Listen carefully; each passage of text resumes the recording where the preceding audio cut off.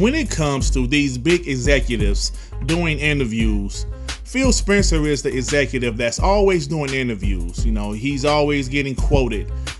Xbox fans usually praise his quotes. PlayStation fanboys usually bash his quotes.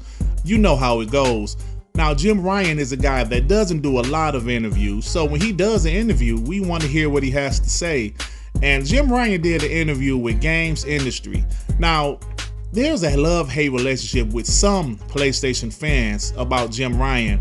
Some of these guys don't like that he's not doing things the traditional way, how things was in the past. Listen, guys, Jim Ryan is a businessman and he's doing what's best for business.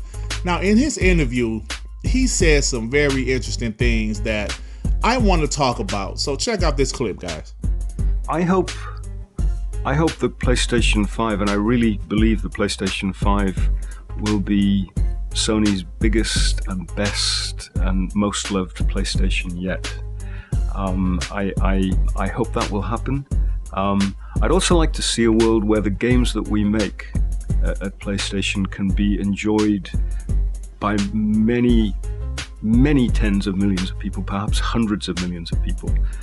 Because right now, success with the existing console model, a really great PlayStation hit, you're talking 10 or 20 million people able to play that game. And if you compare that, and we're talking about games stacking up against music, we're talking about games stacking up against movies.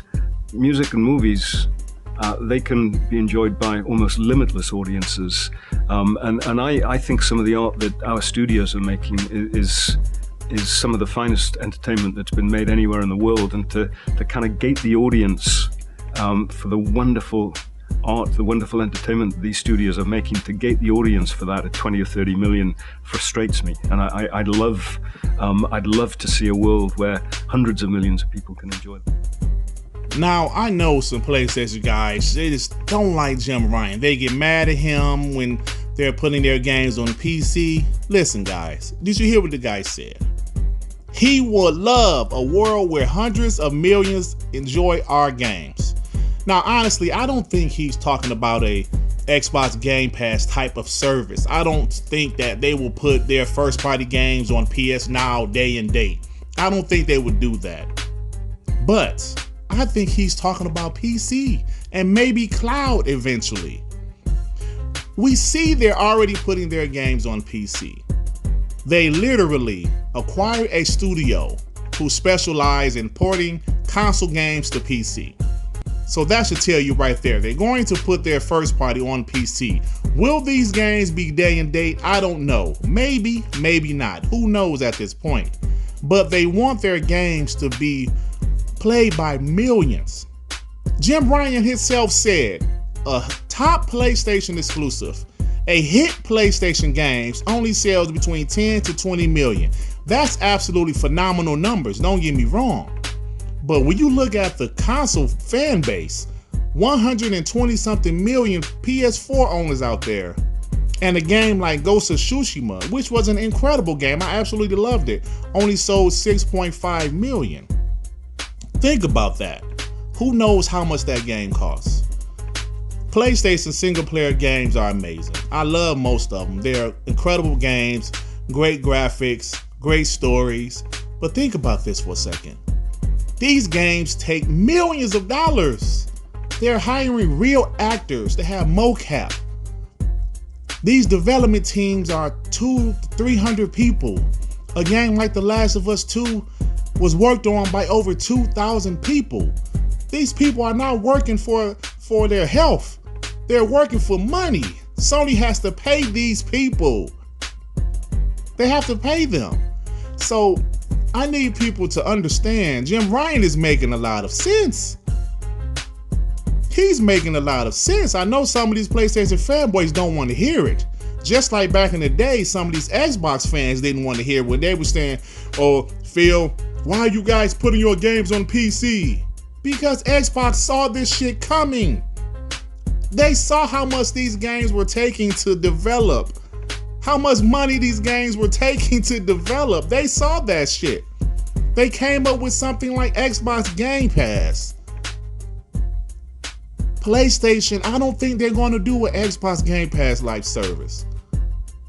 PS Now is something totally different. I don't think they're going to do that, but they're trying to find another way to increase their revenue and their profit. How do you do that? Putting your games on PC. There are potentially billions of PC gamers out there. PlayStation wants some of that. They're making more multiplayer games this generation. Yes, they are. Last generation, they had hardly none first party multiplayer games. They're seeing what Call of Duty is doing. They're seeing what Fortnite is doing, Apex Legends. You don't think they see that? Of course they see that, because it's on their platform and it's killing it. They want some of that multiplayer money. Jim Ryan isn't stupid, man. So Jim Ryan also said, listen, there was a point where he was summoned over to Tokyo to sit with Ken Kutaragi, the father of PlayStation. He sat us down and just said, please change your inefficient business. Now, I don't know when he said this interview happened or this meeting happened with Ken Kutaragi, but it happened. He said, change your inefficient business. PlayStation has always been dominant. They're still dominating early in this generation with the PS5. But the father of PlayStation told them to change your inefficient business. I think that means a lot if you sit back and think about it, ladies and gentlemen. PlayStation games are amazing. I said it plenty of times and I will continue to say it. They're single party, single person, single player, third person games are amazing. But it's all about money. It's all about money. When you look at Xbox Game Pass, Xbox has well over 20 something million subscribers, right? So they have a huge head start with that type of service. PS Now only has around 2 million subscribers. So I don't think PlayStation will put their games in PS Now day and day. I don't think they will.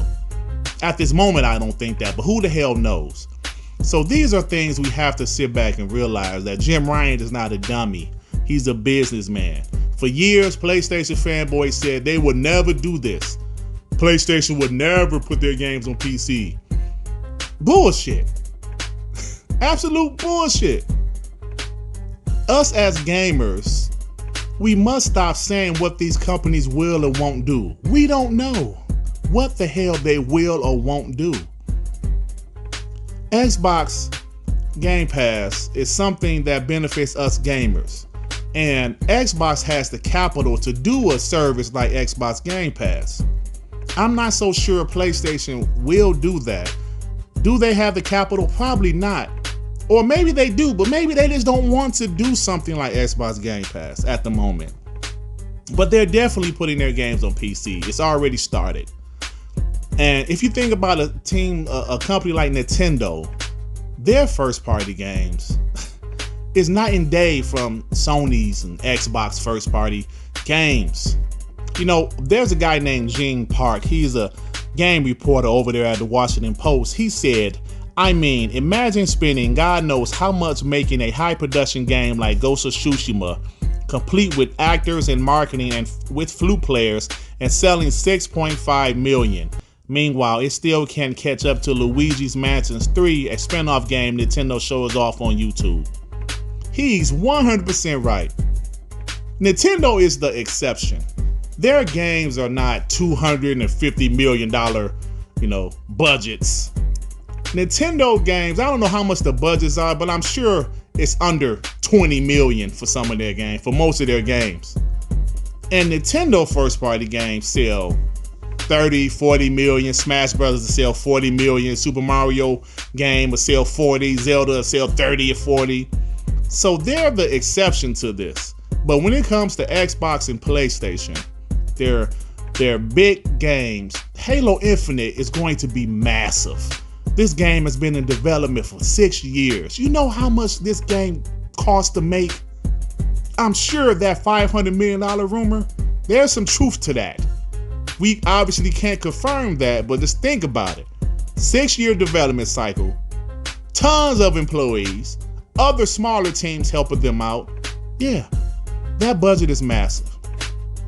But they have a multiplayer. Sony's going to have many more multiplayer games this generation. So Jim Ryan, like I said, some PlayStation guys hate him. Some Xbox guys make fun of him, call him Jim Ryan, Lion Ass Ryan, the Lion King, things like that. But man, the guy is a businessman, and he's going to do what he has to do to benefit the PlayStation brand. So ponies, you can love him or hate him, but this is his strategy going forward. You can accept it or not. It is what it is. It is what it is. But I think PlayStation is going to have a stronger generation than the PS4 generation. Now, this is just my opinion. With the investments they've made, with the teams they have acquired, with the decisions they're making, putting their games on PC, having more multiplayer games this generation. There's tons of them in development right now. And we all know that Xbox is going to absolutely kill it this generation. So this generation is going to be amazing. It's going to be amazing. I know it's cliche, but competition is great, guys. Last generation, Xbox wasn't much competition for PlayStation.